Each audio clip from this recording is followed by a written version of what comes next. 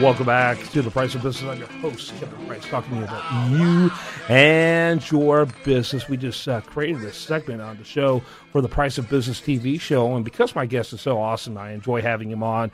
Rex Solomon with HoustonJewelry.com.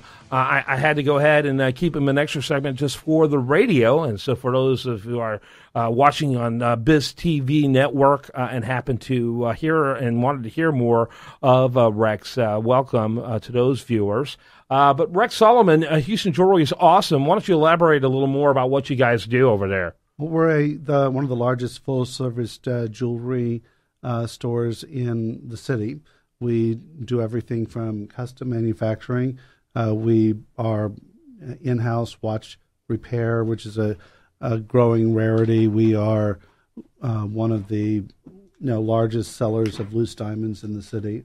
We also buy from the public. We buy diamonds, we buy silver, we buy bullion, we buy scrap gold.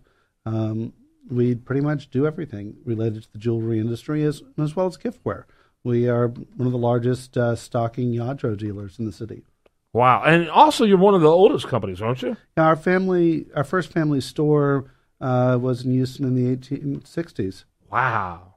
It was a general store downtown on Franklin. You don't look like you've been around that long, so that's impressive. You 5 age generations. Well. Talk about the, in the television interview, we were talking about the energy situation and how that's plummeting. I saw gas from the $1.50 range this past week. It's crazy times. I mean, really crazy time. Talk a little bit about this bill, this omnibus bill, this massive, the Great Compromise bill is what you might want to call it, that Paul Ryan was able to usher through the Congress, through the House, and McConnell in the Senate, and the president signed it. One of the things that the Democrats didn't like and the Republicans did was the opportunity to export energy. What do you think about that? Can that make a difference on demand? It isn't going to make a difference on price at this point. It will make a big difference when the world recovers and we then have the ability to sell oil on the open market, and it will make the U.S., the West Texas price of oil actually be the same as Brent. Because of the 40-year embargo, our price of oil was a couple dollars less than the international price. Mm-hmm. So that made it more, it was tied the hands of the domestic industry. The reasoning behind that is that after the oil embargo in 1973, every administration realized that it was paramount to national security that no foreign power be able to tie our hands behind our back by cutting off our supply of oil. So they said, okay, well, we have dwindling supplies in the United States, no exporting. Well, the problem that we have now is that a little over a year ago, a foreign power made a declaration saying that we are going to destroy the U.S. domestic energy production by lowering the price of oil, and we don't care how far it goes and how long it stays there. We want that industry out of business because we want to protect our market share. A reasonable administration would go, this is a direct threat to national security, especially when that foreign power has not always been friendly to the United States, and even more unusual since a number of its citizens have directly attacked the United States in the past 20 years. But this administration has chosen to do nothing about that. And it's interesting because the administration's stated goals has been conservation, increased fuel efficiency, developing an alternative energy industry.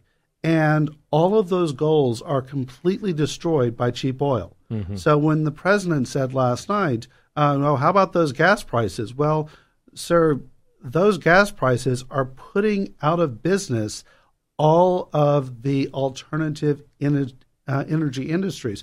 Nobody's going to go buy a Prius right now even in California, when they can buy an SUV and they can fill that thing up at $1 a gallon. Mm-hmm. When gas prices are $2, $3, $4 a gallon, they don't want the SUVs and the dually pickup trucks. They want the smaller, more fuel-efficient vehicles. Right. So whether you're on the left or the right on politically, neither one of your goals are met by allowing oil prices in the United States to be this low. How do you fix that? Well, we can't fix the world market. What the federal government can do is impose a import duty on foreign oil. And the federal government can say, Saudi Arabia, you can sell that at $5 a barrel if you'd like to.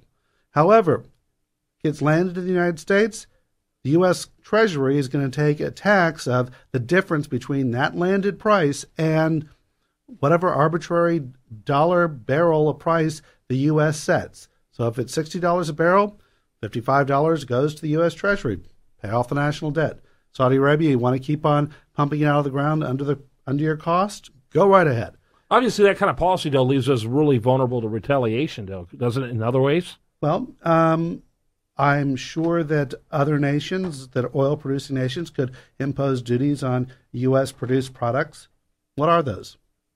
I understand that, but I don't know. I always get leery about, because ultimately consumers end up suffering from that as well. Well, the consumer, what's going to happen is if the United States industry is destroyed, then the consumer is going to be long-term damage, because then we will be held hostage by the foreign power who's going to set the price high to make up for all this lost money they've had. Mm-hmm. And it's going to be that way forever because there won't be an infrastructure to bring it back. Yeah, let me ask you, we have about a minute left. How did the holiday seasons go for you guys? Our holiday season was better than most all of our competitors, but it was definitely an off season. Mm-hmm. And we had projected that. I mean, I've got... You said that back in October on I have a spreadsheet going back 60 years of charting sales in December and the whole year versus the price of oil, the constant value of the dollar, and the population of the city of Houston. You can see the ups and downs as the oil industry changes. You can see the sales change in the same way, and it tracks it. So we were prepared for it, and I know that there are stores which are closing now. Yeah, because we've seen those. Because they were not. Yeah, Rex Solomon, he, again, was HoustonJewelry.com, HoustonJewelry.com. Thanks so much for being with us, as always. Sure. Good stuff. Thank you. All right. When we come back, we're going to have more for you. I do want to remind you the show continues 24/7 at priceofbusiness.com, and this is The Price of Business.